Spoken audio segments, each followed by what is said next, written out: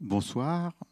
Après ce clin d'œil à Vidéoforme, festival qui vient de débuter, nous avons le plaisir d'accueillir pour ces troisième lectures croisées Bruno Berchoux et Jacques Demarque qui reviennent cette année, que nous connaissons bien, et Emmanuel Flory, que nous connaissons bien aussi, mais qui vient pour la première fois en tant que poète. Voilà. Euh, Emmanuel Flory va commencer. Voilà, ça commence bien.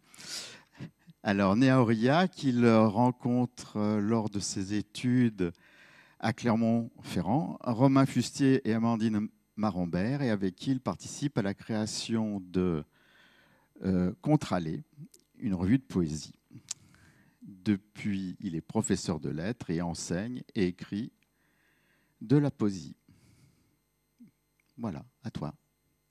Ah pardon, quand même, je voulais dire que ces dernières publications, en 2022, Quand descend le soir, chez Rougerie, Mon enfant, ma sœur, au Cahier des passerelles en 2017, Une chambre sous la neige, aux éditions Henri en 2016. À toi.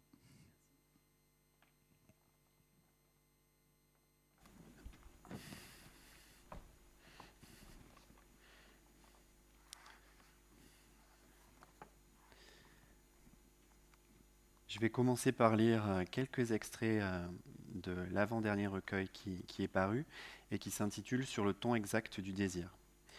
Les premiers extraits sont issus d'une section qui s'intitule Post-it, en référence au petit bout de papier que tout le monde connaît, et on peut imaginer que les poèmes que je vais lire sont écrits sur ces papiers-là. Évider mes comptes, régler mes dépenses. Inutile de suivre mes pas dans la neige, ne rentrerai pas ce soir. Au redout, invente une histoire pour les enfants. Dis-leur que je me suis envolé avec les premiers flocons de novembre, les dernières feuilles de cerisier dans le vent. Perdu à tête quotidienne, dissoute dans l'eau de vaisselle, les questions sans écho, étirer les rideaux, fermer les volets pour rendre la maison au palabre des oiseaux. Ne prendrai corps qu'à l'appel de mon nom, prononcé sur le ton exact du désir. Sous les pliures des arbres, à la surface de l'aubier, tu trouveras des souvenirs pour t'en nourrir l'hiver entier. Dans la maison, j'ai laissé assez d'empreintes pour que tu les épouses, assez de lettres aux ramures pour les nuits sans sommeil. Envolé, lui, ses orages et ses lunes, partis au bras d'une averse sans avenir. Juste le temps d'une éclipse, pas plus, histoire d'oublier la dernière aventure avec une ondée de passage. On dit qu'il a cherché son visage au fin fond des armoires, qu'il a retourné les poches de ses manteaux, recollé des billets de train déchiquetés pour le rattraper au vol de souvenirs labiles, de promesses désaffectées. Du fard à paupières pour visage usagé, de la poudre à récurer les cœurs, 10 feuillets de vélin surfin pour ne rien oublier et quelques filtres à café pour faire entrer la lumière.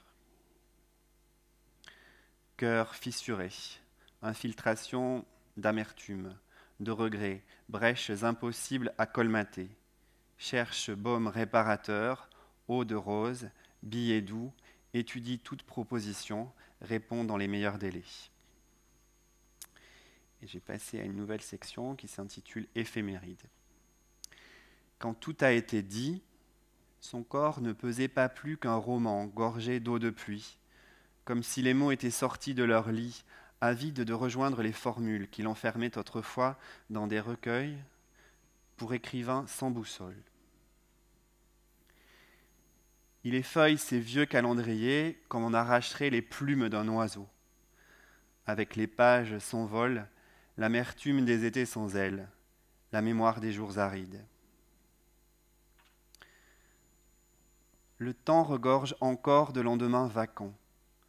au tournant de l'an, graver au cœur d'un papier plus mûr, son nom écrit par mégarde, en apparence. Sans se soucier de la profondeur des sillons, il sème des nuits blanches dans le cerne de ses yeux et néglige les saisons propices à la floraison de ses songes. Un par un, l'un après l'autre, il empile les haillons de ses rêves dans l'armoire à regret. Entre les lettres folles, les manuscrits avortés, la saison prochaine, il viendra les rechercher pour s'emmitoufler dans la chaleur des nostalgies. Pour retenir le temps qui passe, il fait les poussières à jour fixe, déjeune aux heures creuses et n'autorise l'accès de sa maison qu'aux horloges sans aiguille. Funambule sur le fil du rasoir, il avance à l'envers des chemins, délaisse la folie dans les branchages, seul compte l'idée de recoudre les mots à sa route, l'aube au matin. Ne croyez pas ce qu'il raconte, les mots qu'il emploie mentent parfois. On dit qu'ils proviennent d'histoires de fous et de fables pour enfants sans âge. Avec elle, il faut attendre les aveux, les gestes défaits, comme un manteau qu'on abandonne, une lettre que l'on envoie sans la franchir. Avec lui, il faut deviner, sur le visage, les nuages qui passent, les ombres au tournant de midi, toutes ces choses qu'il s'invente, sans toujours les écrire. À l'idée d'atteindre la fin d'une ligne, il prétend que des vertiges lui viennent. Un baiser qui se dérobe, une robe impossible à déboutonner. Selon lui, c'est dans la marge que les poèmes s'écrivent le mieux. Lorsque tu liras ce message, les vents auront tourné, les pages blanchies comme un mauvais lait. Dans la marge, les mots ne diront plus rien d'autre qu'eux-mêmes. Tout juste restera-t-il, sur le bout de ta langue, tes lèvres, comme un goût de sel, échoué d'une lagune étrangère. Et à présent, je vais vous lire des extraits du dernier recueil qui est paru il y a 15 jours et qui s'intitule « Quand descend le soir ».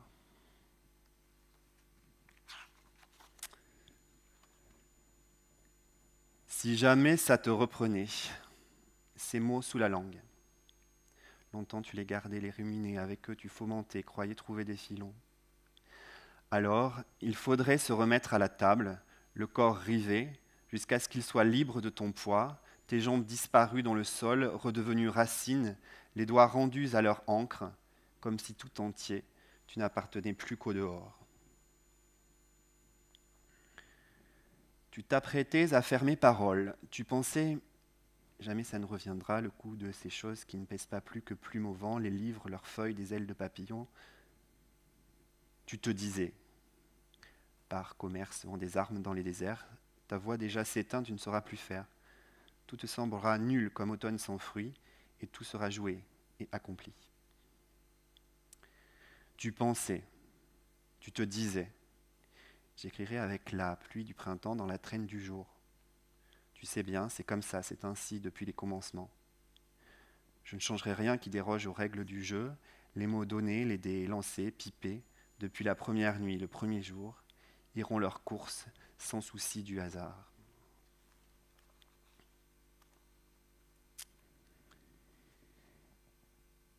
Et la première section du recueil s'intitule « Couper, recoudre ».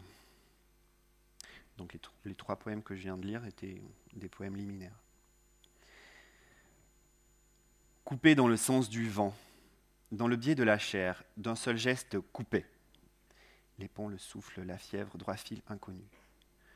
Couper court aux lunes trop pâles, aux mauvais rêves, sornettes à dormir debout, usées jusqu'à la trame, oublie-les, ne pense pas, préfère. Le tissu des almanachs vieillit, cher aux sibylles sans avenir.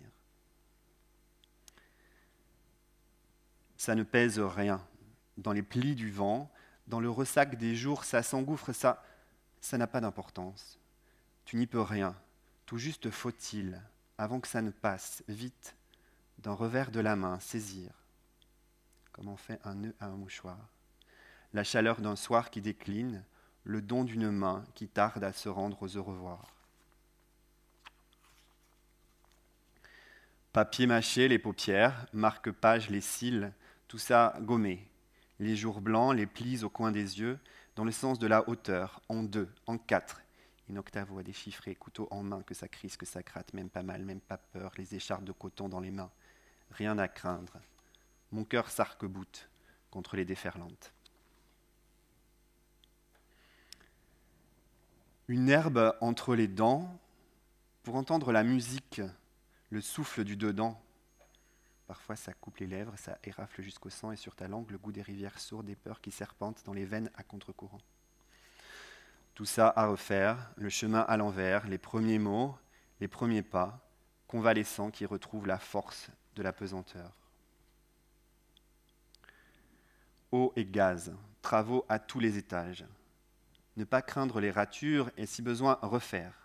Les traits au crayon, les esquisses pour les carnets en sommeil. Prêter ses mains au lacet de la renouée, s'agripper, descendre, histoire de reprendre racine. Tendre les bras au point d'en faire des perchoirs pour oiseaux de passage. Est-ce que, quand tes mains voyagent le long de mon dos, mes jambes, dans le reflux de la peau, l'horizon des épaules, tu devines les jours blêmes, les matins au soleil, les soupirs, les cris, et si tu t'arrêtes pour un temps, un moment, à la hauteur du cœur, sauras-tu ce que disent les cicatrices, les sutures? Ravauder les saisons sans amour, ce que disent tes souvenirs, les cheveux qu'on dénoue, les lits en amont de la mémoire. Ourler les soirs sans attente, pour rendre les nuits accueillantes à des dessins moins sages que ceux de tes jours.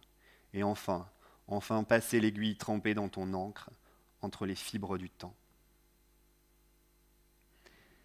Et sans tarder, reprendre ce qui a été ourdi. Les plans sur la comète, les songes dans le ventre des nuits qu'enfilent les mauvais cotons, les derniers nuages.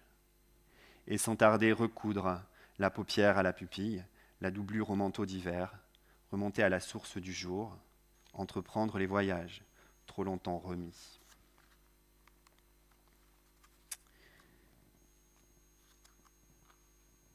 Les poèmes que je vais lire à présent font partie d'une section qui s'intitule In Memoriam.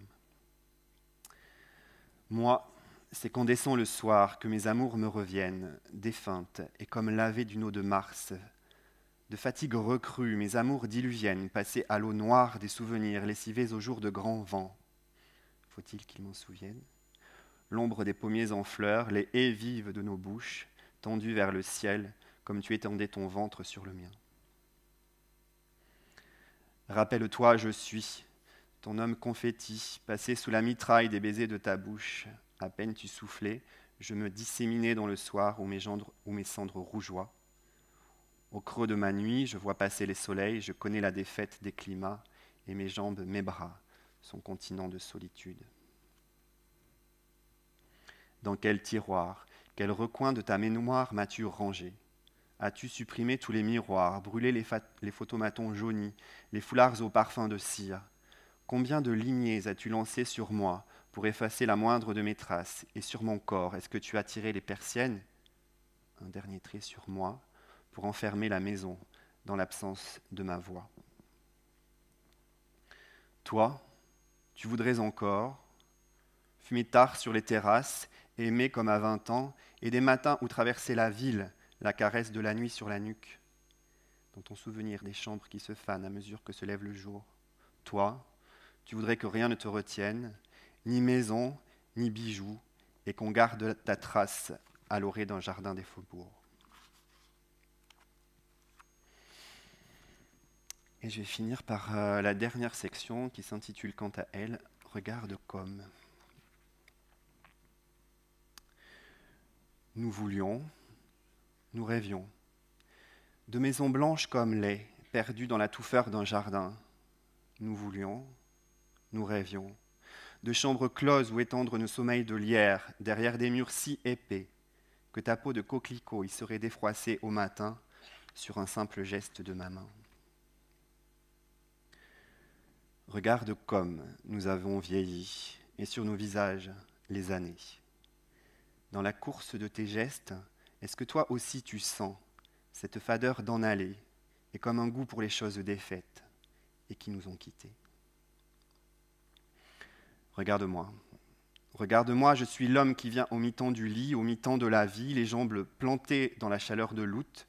De toute ma hauteur je viens, les bras nus, les mains nues, je remonte les années profondes, délesté des peurs d'enfance, simplement chargé de souvenirs transparents comme jour, et dans mes cheveux blancs, la promesse d'un autre ciel.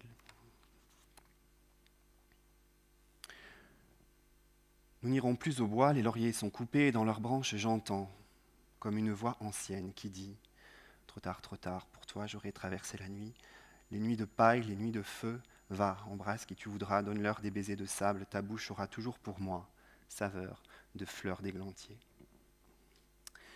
Nous mourrons, et la mémoire nous pèse de ce qui fut, nos corps glorieux. Toi qui dis « J'ai beaucoup écrit, aimé si peu, passe ta main sur mes yeux, donne-moi quelques pièces et 2 ou 3 cigarettes pour oublier un peu, comme le temps nous presse et comme nous étions heureux. »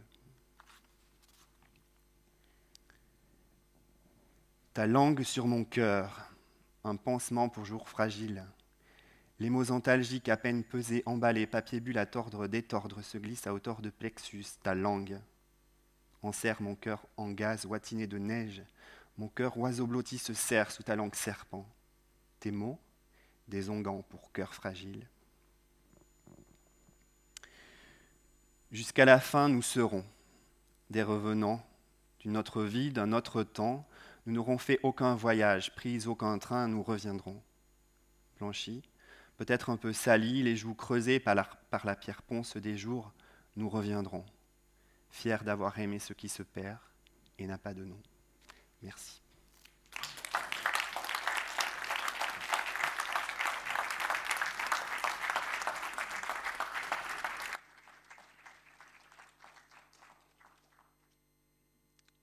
Merci. Bruno Berchoux, c'est à toi. Il est né à Lyon, il vit en Franche-Comté, près de Besançon. Il a été professeur d'allemand et maintenant il profite de sa retraite et se consacre, entre autres, à la poésie. Parmi ses dernières publications, en 2018, Le Dit des Rides, chez Chêne Éditeur, pour supprimer les châteaux au cahier des passerelles. En 2017, Essai de voix sur les décombres à l'atelier du Grand Tétras. À toi. Pardon, à 2015. Oh, mais le temps passe vite. Et 2018, c'est pas. Oui. Alors, dans un premier temps, je lirai quelques textes extraits de Le Dit des Rides, qui est paru chez Chêne, comme tu viens de le dire, Anas, en 2018. De la dernière section, puisqu'il y a 5 sections dans cet ensemble. Alors, Le Dit des Rides, ça parle d'une très vieille dame qui est née en 1925 et que je connais très bien et qui est encore en vie. Et dans un deuxième temps, je lirai alors des choses encore inédites, extrait d'un ensemble qui s'appelle Mélotrame, qui est à paraître aux éditions Chêne, mais pas pour cette année, parce que la collection verte où il doit paraître est déjà programmée pour cette année, donc sera publié chez Chêne dans les 2 ans qui viennent. Donc je lirai 1 ou 2 ensembles de mélotrames qui, comme son nom semble l'indiquer, se passe dans le tram. Dans ma belle ville de Besançon, 15 stations de tram qui, eh bien, je les prends dans le sens, en fait, dans l'ordre. Là, il n'y a pas eu de problème de construction des chapitres. Je pars de l'ouest et je vais jusqu'à la gare avec le tram et il y a 15 sections et chaque section est une station de tram. Mais revenons-en au Dit des Rides. Et à ces quelques textes, donc section 5 qui s'appelle Reste 1, Reste. La première section s'appelait Petit pas, seconde section Grand jamais, troisième section Additionner, quatrième section Soustraire, et là on arrive à la fin, Reste 1, Reste. Le panier pèse peu, au retour du marché, son corps aussi léger, si vite contenté, content de vivre encore. Le matin s'évolait comme on ouvre un cadeau. Loin, le temps de famille où deux cabards à bord la pliaient vers le sol, ses sorties calculées ainsi que permission dans l'intervalle de l'école où les enfants se tartinaient de l'encre sur les doigts. Demeurent ces formules, elle disait le mot lanterne, les vessies qu'on voulait lui faire prendre, disait aussi les pieds qu'elle ne remettrait plus, et concluait tranchante, le boucher m'a bien eu. Les plus vieux boutiquiers ont l'âge d'être ses fils. On dirait qu'ils s'inclinent lorsque la dame au petit pas pousse avec un soupir une porte vitrée qui teinte au mi-temps du matin. Quand mère était enfant, elle croisa dans sa famille et dans la rue des personnes bien vieilles qui auraient pu serrer la main de Charles Baudelaire, écrire à Victor Hugo ou fêter leurs 20 ans à Paris sous la Commune au pied des barricades, lesquelles dites personnes n'avaient croisé dans leur enfance de vieux soldats de Bonaparte qui avaient vu le jour sous la Révolution. Quand on touche la main ridée de la mère et qu'on ferme les yeux, cette main nous emmène très loin. Quand mère était enfant, on ne disait pas la Première Guerre mondiale. On ignorait que se préparait une deuxième tuerie. Est-ce que le monde était plus beau, au temps pas si lointain que l'on distingue à l'horizon des yeux entre les rides de la mer? Auschwitz, Buchenwald, Ravensbrück. Quand mère était enfant, les noms de ces tranquilles bourgades d'Europe centrale ne disaient rien à personne.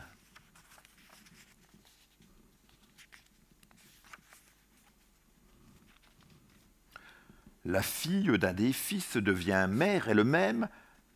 Voici montée d'un cran, mère est arrière-grand. De l'enfant tout nouveau, la photo numérique, aussi vite qu'un éclair, traverse le pays, atterrit sur l'écran.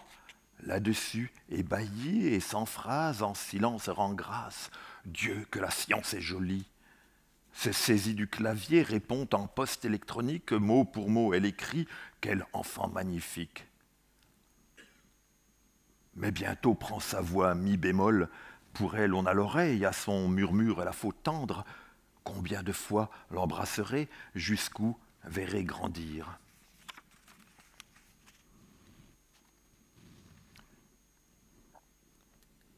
« 180 pour les deux sœurs, si on les additionne.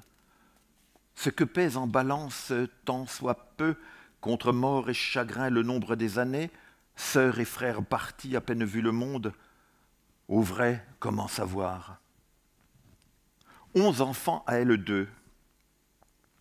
Ce que leur vie ont voulu dire, venger ceux-là si proches qui n'ont pas eu le temps, se demander combien de bouches de regards non éclos auraient lampé le jour. Aussi, comment savoir? Côte à côte, aujourd'hui, elles si frêles, si légères, on suit leurs pas bien droits sur le trottoir ensoleillé. On pense à de la paille, le vent les balayerait. Ce qui, envers et contre temps, les tient debout sous leur chapeau, les dames tête claire, langue vive. Encore là, comment savoir?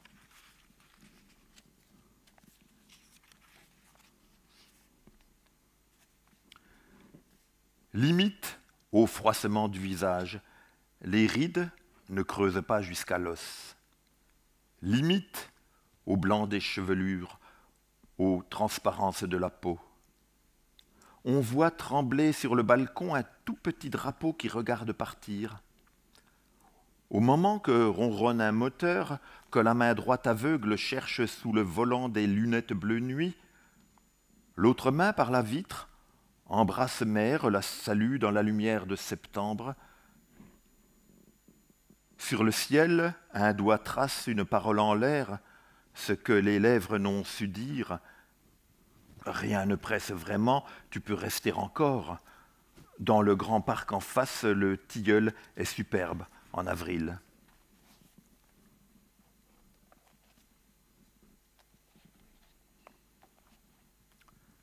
Mélotram.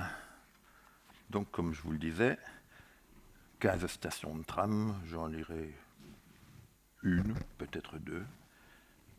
Alors, il y a une station, c'est des noms tels qu'ils sont, dans la belle ville de Besançon. Mais ce n'est pas destiné à être un prospectus pour l'Office du tourisme et pour la visite de la ville. Alors là, bon, ça doit être la 5e, 6e, mais peu importe. Alors, juste une précision, dans ce tram, il y a deux personnages. Un que j'ai appelé Mensch. Il a plus de 60 ans, il a des cheveux un peu gris. Peut-être qu'il me ressemble un peu. Enfin, Mensch. Bon, et puis en face de lui, il y a son fils qui est assis, entre un vingtenaire, entre 20 et 25 ans, et puis il se rend sur Paris où il travaille. Voilà, un jeune qui se lance dans la vie. Donc, prochaine station, Brûlard. Brûle-t-on de savoir l'identité de ce Brûlard, dont le cadastre ignore le prénom? Remarquez, de Haussmann, de Diderot, de Danton, quel boulevard, quelle rue affiche le prénom, sans parler des très vieux militaires, maréchaux, morts après les batailles, loin des champs, ces types à barrettes et képis figés en médaillons qu'on n'imagine pas en pyjama. Alors que, notez bien, Hugo, Zola, Rousseau, quel boulevard, quelle rue, quel lycée, quelle place omettrait d'indiquer Victor, Émile, Jean-Jacques. Justement, dit le fils en lisant, à recours à wiki numérique, son phone dans la paume, déclare tout net, Brûlard était un général. Ah, on vous l'avait bien dit, pas de prénom. Le grade efface cette part de l'homme qu'on pourrait tutoyer. Ainsi, le dit Brûlard voit le jour ici dans cette ville, au siècle XIXe, de l'Indochine à l'Algérie, officie en de nombreuses colonies, accumule citations et médailles, très brillante carrière, qu'il termine à la guerre, la grande, la première, rend soupir à Nanterre dans la paix revenue quelques années plus tard. Ça vaut bien dans sa ville natale au moins une avenue. Est-ce d'ailleurs un hasard si l'on voit depuis l'arrêt du tram, par-delà le talus, un terrain militaire? En plein champ, vert bouteille, repeint, passé à l'antirouille, un vieux char immobile, son canon comme aiguille arrêtée qui pointe vers l'ouest d'où ne vient que du vent. L'aurait-on posé là, le vieux char, pour que ça rime avec Brûlard? Ah, trêve de blague, il est vague, le terrain piqué de buissons gris, comme si leurs épines préparaient notre esprit aux griffes des chevaux de frise. Ah, ça sonne bien plus beau que fil barbelé, les écheveaux qui gardent les casernes. Conçu dans un État d'Amérique du Nord au siècle avant la guerre majuscule, le fer barbelé, très vite, suscita vif intérêt dans les états-majors. Et parmi ceux qui pensent nécessaire de parquer ainsi que du bétail leurs frères humains, tu parles. En 1918, on trouve dans le pays où la jeunesse masculine en masse vient de tomber des tonnes et des tonnes de ces épines métalliques, lesquelles, dans la campagne, reprises pour l'élevage et ainsi recyclées, deviennent clôtures barbelées, passant de boucherie humaine à paix de vie bovine.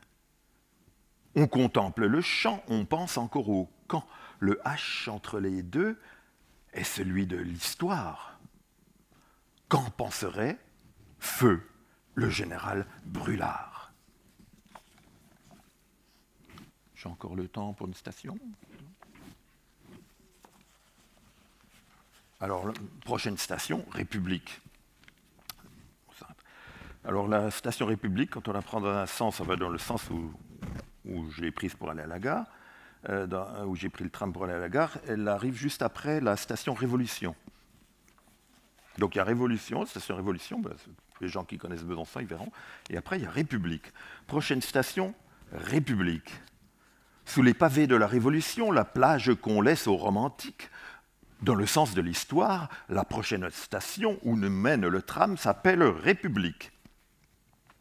Toujours en majuscule à un nom qui se pavane, si fréquent qu'il écrase le mot révolution, monopolise en hexagone boulevards et grandes places. On le voit mal dans une impasse, ce nom majestueux. Le choix de l'adjectif n'est-il pas malheureux? Aucun rapport avec la République. Voici les contrôleurs, leur silhouette bleue encadrée par les portes. Juste avant sont montés un garçon et une fille, l'âge d'être au lycée, l'allure plutôt sage. Ils ne poinçonnent rien, truand de leur voyage. À eux qui n'ont rien vu, Mensch et fils voudraient bien faire signe de décamper en douce, leur filer un ticket, mais voici que déjà les entourent deux hommes qui semblent avoir le flair et capter la sueur des passagers inquiets. Le garçon rougissant se prend les pieds dans le tapis glissant des tristes arguments. La fille est désolée, ses yeux le disent doucement. Tout avait commencé joliment. Avant qu'ils ne récoltent une amande salée, comment vont-ils poursuivre la conversation?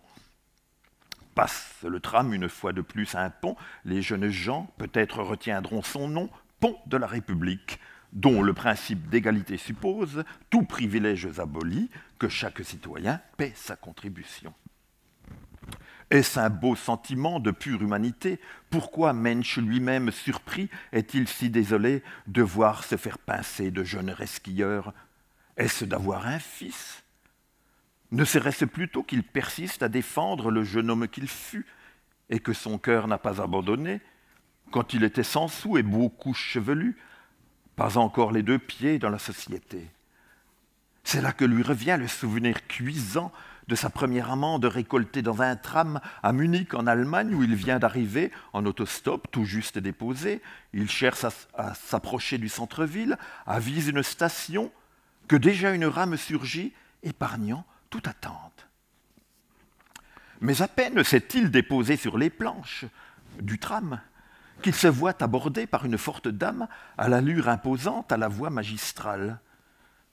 Coiffé du calot gris, veste réglementaire, en dégainant la carte qui fait autorité, exige s'inédier de voir un titre tamponné. Sur quoi Mensch essaie de jouer à l'imbécile, un domaine où déjà il affiche certaines compétences, simule l'étranger qui n'entend goutte au langage de Goethe. Mais l'ambiance n'est pas à la négociation, la dame décrétant immédiate la peine et son exécution. C'est ainsi, délesté de 20 marques, qu'il arrive sonné sur la Marienplatz devant le Glockenspiel. Merci.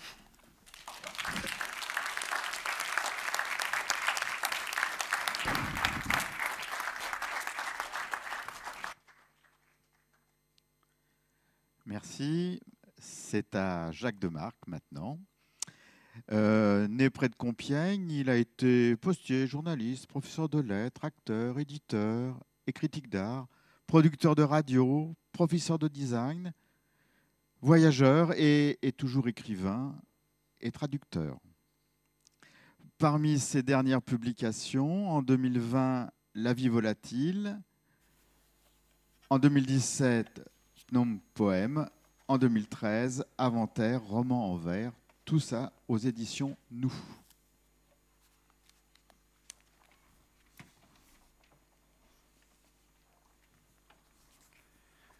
Alors, en hommage au film et au texte qu'on a entendu hier soir sur les cueilleurs-chasseurs du Canada, je voulais lire qui étaient des Indiens et qui n'ont pas été très bien traités, mais qui ont été très mal traités. Je voulais lire deux textes rapport aux Tupinamba, qui sont des Indiens du Brésil qui ont subi à peu près le même sort. Tupinamba. Si vous voulez vous représenter, alors c'est un texte de Jean de Léry, qui était du XVIe siècle, qui était allé faire un voyage au Brésil. Il était protestant et ça se passe dans la baie de Rio, pendant les guerres de religion. Si vous voulez vous représenter un Tupinambau, Imaginez un homme nu, bien proportionné, ayant tout le poil arraché, cheveux tondus, lèvres et joues fendues, et des os ou pierres enchâssées en icelles, le corps tout entier peinturé sous des colliers de coquillages. Pour la seconde contemplation de ce sauvage, lui ayant ôté toutes les susdites fanfares de dessus, couvrez-lui le corps et membres de plumes hachées menues. Imaginez s'il sera beau facticement vêtu de ce poil follet. S'ils vont en guerre, ou tuent un prisonnier pour le manger, se voulant l'or parer et faire plus brave, ils se vêtent de robes, coiffes, bracelets et autres parures de plumes vertes, rouges et bleues, de l'oiseau qu'ils appellent ara, lequel, bien que non domestique, séjourne au milieu des villages. Les plumes 3 ou 4 fois l'année nos sauvages, idem celui qu'ils nomment toucan, aussi noir qu'un corbeau, excepté le poitrail couvert d'un toupet de plumes jaunes qu'ils écorchent pour s'en attacher un à un à chaque oreille. Les femmes aussi s'arrachent tout le poil, sauf les cheveux, qu'elles laissent devenir longs, mais les peignent, se baignent 10 fois par jour aux rivières ou fontaines, disant que se dépouiller si souvent serait trop de peine, et pour cette pertinente raison, nus se promènent. Bon, sur les quelques dizaines ou centaines de milliers, il en reste 800 au Mato Grosso, et qu'on appelle des tapis râpés, et qui sont donc les descendants de ces Tupinamba disparus ou civilisés, ce qui revient à peu près au même. Nos masques de plumes sont nos grands visages de chasseurs, fascinant un gibier de coati, tatou, tapir, pécari, anthropologues et touristes.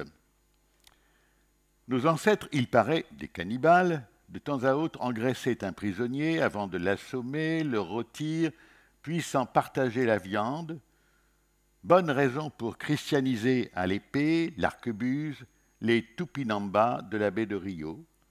Serait-ce leur coiffe de plumes que trémoussent les sambas là-bas, d'un moins cannibale carnaval, en tout cas dans le Mato Grosso, où se cachent depuis 5 siècles les survivants. Les masques ont gardé leurs dents de jaguar ou piranha, très sanguinaires. Les visiteurs se le tiennent pour cri, sinon, tant pis la paix, le nom des sauvages.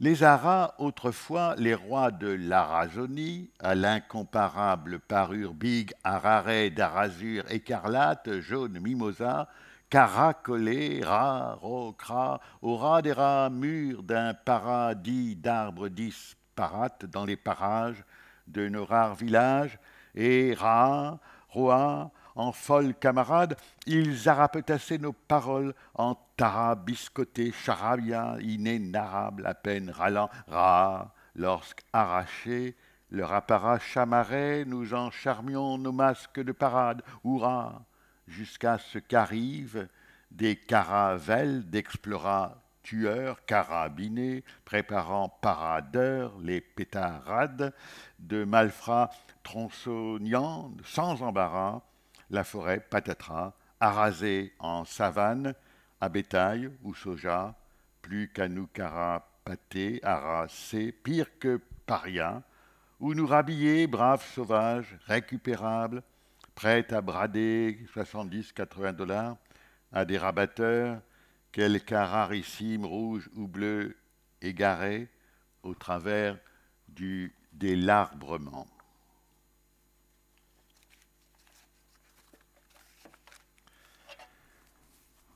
Bon, et puis je vais lire quelques poèmes plus anciens, disons, et qui sont extraits des Osios.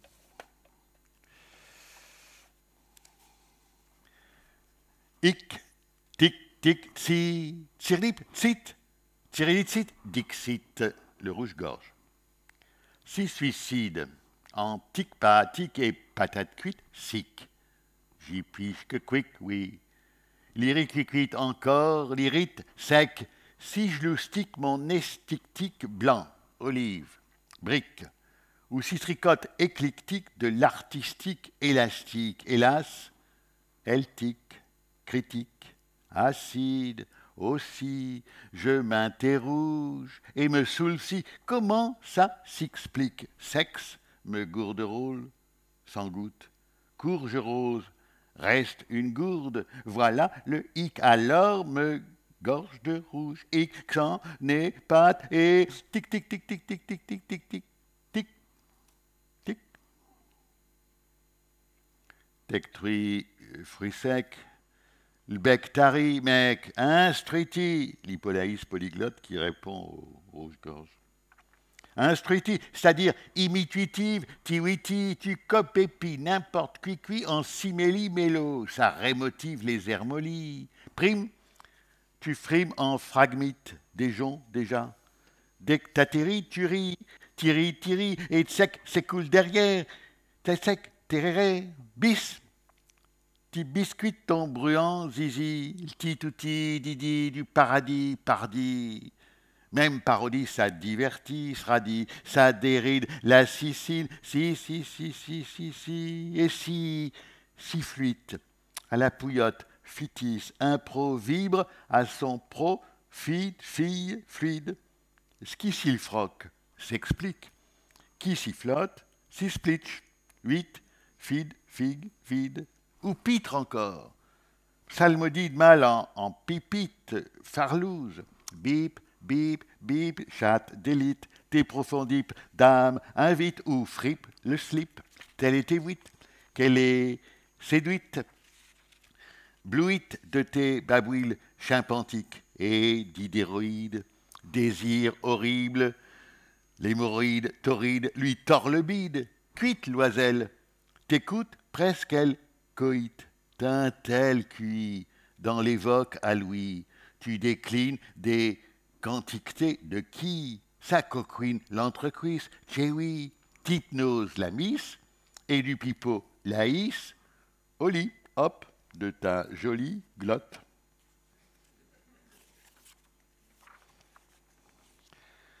Billy, la fauvette babillarde. Fini de lire toute la Bibli, cycliduit chéri bibi, c'est débile comme alibi. Big ici, l'idyllique lit.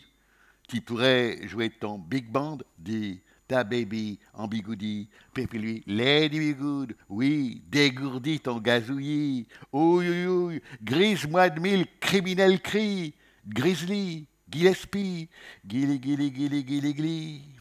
Pas le trac, mec. Fauve, être bebop hard.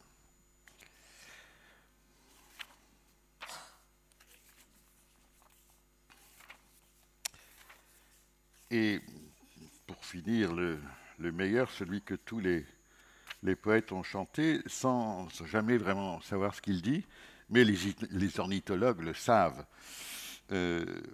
Donc c'est ça, autre tio, le rossignol, ce qu'il dit vraiment.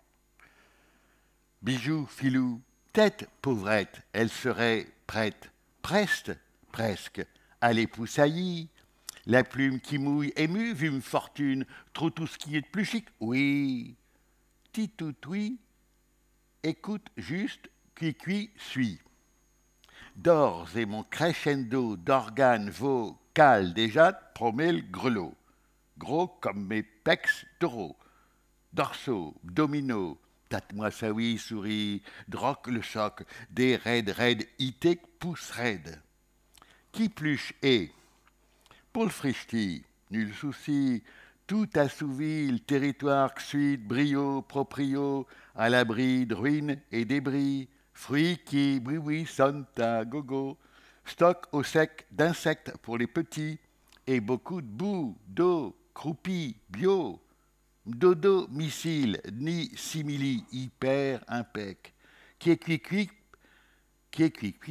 l'ultime cri du V de fibre à cri lyrique, récu picoret sur le talus de l'usine de palto chimique, fuite en Chine, site éclos écolo, suite au délocali. l'or toutes y trotte. En route chaque, qui sous guidou, ging sous, elle saute, il y cocotte dans mon 4x4, contact, cré-ré-rec, puis Dieu de Dieu, goûte-moi ce bruit plein gazouillis, la démo motte les mots, mais les motifs sifflent. Suis riche pourri, te dit, flûte illustre, ténébreux, beau, répépé, poétitif, ti, rossi, no. Suffit qu'au top j'incante, côté au CAC 40 des capiteux solistes, je t'accoste en autostop et hop, en bagnole, pour mes roubles, roupies, roubignoles.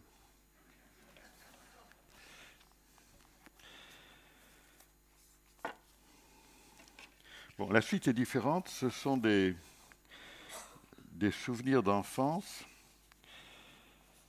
suivis de comment on pourrait dire, je sais pas ce qu'on pourrait dire, de dessins à partir de Matisse, de Picasso. Il y aura 2 Picasso, quand même un grand peintre, il mérite 2 thèses. De Cézanne, de Courbet, et pour finir, du génial Michel-Ange. Mais c'est fait à partir des dessins que Jean Dubuffet faisait dans toute une longue période d'une dizaine ou même douzaine d'années qui s'appelait l'Ourloupe.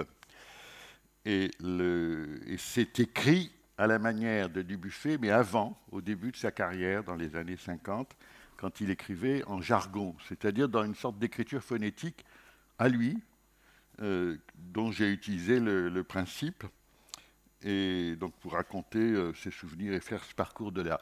Dubuffet, c'était quelqu'un qui était contre la culture et qui s'en amusait, ce que je fais aussi, et j'ajoute qu'il va y avoir, d'après ce qu'on m'a dit, une exposition de Dubuffet bientôt, je ne sais quand, peut-être à la fin de l'année, au musée de Clermont-Ferrand. Voilà, je crois qu'on peut lancer le film qui va vous montrer... Cette lecture pour Lucien. Oui, non, ça on coupe. On coupe le son. Mais on y va. Dans le jardin, il y a grand-mère, elle ramasse des poireaux, des navets pour faire la soupe. J'aime pas trop les carottes non plus. Les choux-fleurs, quand ça cuit, ça sent mauvais. J'aime que les patates en purée avec du jambon et les pommes des pommiers dans l'allée. Pas les acides, les sucrés. Grand-mère fait cuire l'hiver quand on va plus au jardin, quand on va plus au jardin. Au printemps, ça piaille dans le cerisier et ça se gave. Ils bouffent tous les sales piafs, laissent que les queues et les noyaux. J'ai beau faire du raffut, ça fait qu'augmenter la cacophonie. Après, c'est le tour des groseilles, des cassis, des framboises. Grand-mère a dit que ce qu'ils bouffent, ça sera ça de moins à faire en confiture.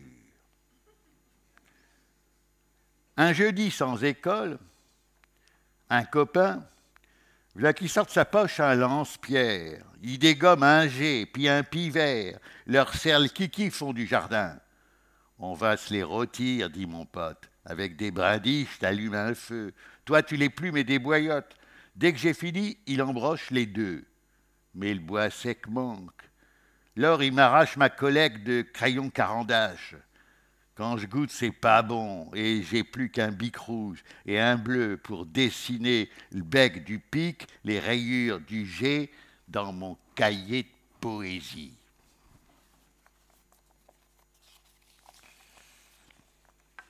C'est le même qu'a sorti de son cartable les femmes nues qu'on s'est passées sous la table.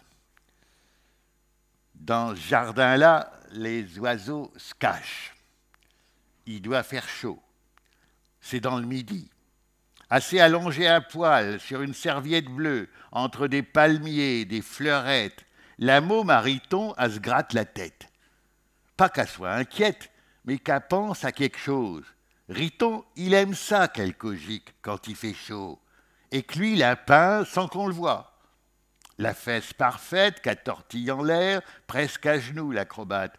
Chouette néné, la taille fluette, On le voit sur l'image que je recopie pour faire du coloriage.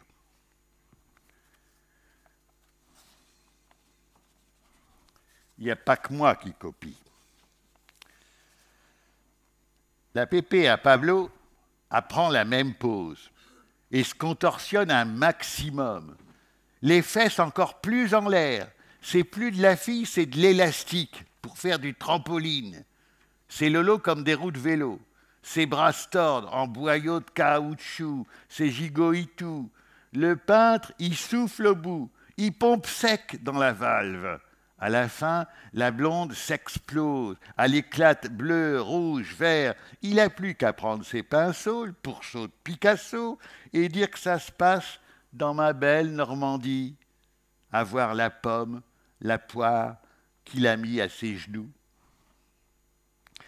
Cette fois, le pinceau de Picasso a pondu un gros œuf rose dans les pâquerettes. Quand il s'est couché dessus, ça lui a moitié crabouillé la tête au coco. Sous les éclats de coquille se voit le poussin grassouillé, les cuisses repliées, soulève le croupion, là un bizarre collier, des cheveux verts enroulés dans ses bras d'albatros.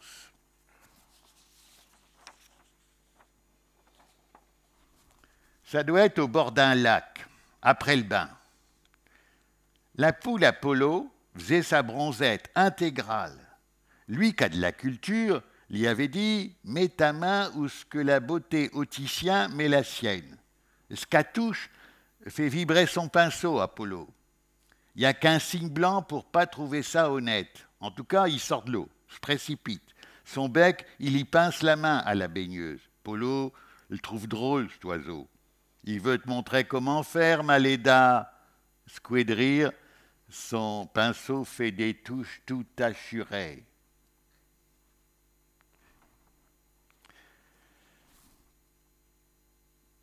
C'est un accessoire nécessaire à l'art qu'un perroquet.